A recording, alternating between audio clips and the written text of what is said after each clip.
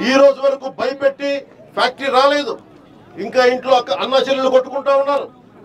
ఇది మీ పొలాలు దోచేసి మిమ్మల్ని ఇబ్బంది పెట్టి ఈ రోజు వరకు అటవీ భూములు ఉన్న స్థానిక ప్రజలందరూ చెప్తా ఉన్నారు, అటవీ భూములు ఉన్నాయి ఇక్కడ 400 ఎకరాలు, ఇది రెవెన్యూ భూముల కింద మార్చేసి వాళ్ళు తీసేసుకున్నారు.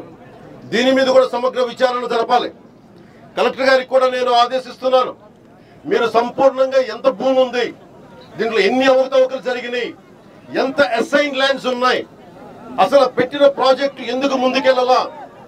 మీకు దాదాపు 2009లో వీళ్ళు 30 సంవత్సరాలకు లీజ్ తీసుకుని ఈయన ముఖ్యమంత్రి అయ్యి 2019-24కి ఇదే భూముల్ని 50 సంవత్సరాలకి లీజ్ రాసేసుకున్నారు.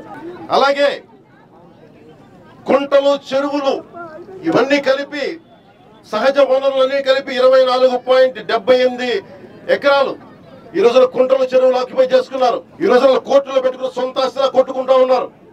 ఇది మీ ఆస్తి. ఇది నిజంగా మాట ఇచ్చినట్టుగా ఇక్కడున్న యువత ఉపాధి అవకాశాలు ఇస్తే ఇబ్బంది లేదు. మన కష్టార్జితం సహజ వనరులు ఎవడివి, ఒకటి సొంతం కాదు. సహజ వనరులు మనం ఇస్తే తిరిగి వాడికి ఉద్యోగాలు కల్పించాల్సిన అవసరం ఉంది. సహజ వనరులు ఒకటి సొంతం కాదు, అవునా?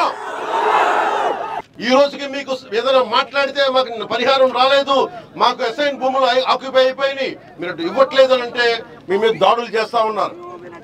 నేను ఎస్పీ గారికి కూడా ఆదేశిస్తున్నాను, మీరు ప్రజల మీద బాంబులు దాడి జరిగితే వారిని బెదిరించినా ఏ మాత్రం ఉపేక్షించకండి. ఉపేక్షిస్తే మటుకు తప్పులు మీరే బాధ్యత వహించాల్సి వస్తుంది. మేము ప్రజలకి అండగా ఉండడానికి వచ్చాం. మీ అందరికీ నేను హామీ ఇస్తున్నాను, పోలీస్ అధికారులు కూడా చెప్తున్నాను, మీరు ప్రజల్ని ప్రాణాలని కాపాడాల్సిన బాధ్యత మీ మీద ఉంది. రౌడీజం ని అరికట్టాల్సిన బాధ్యత మీ మీద ఉంది. ఇంకా వైసీపీ నాయకులు ఇంకా వాళ్లే ప్రభుత్వం ఉన్నట్టుగా ప్రవర్తిస్తున్నారు. ఇంకా తోలు తీస్తాం, తొక్క తీస్తాం, గుర్తుపెట్టుకోండి. మీరు నా మీద ట్రోల్ చేసుకోండి, only troll me, go ahead and troll me, I don't give a damn. I'll make sure law and order ఎంత బలంగా ఉంటుందో చేసి చూపిద్దామని.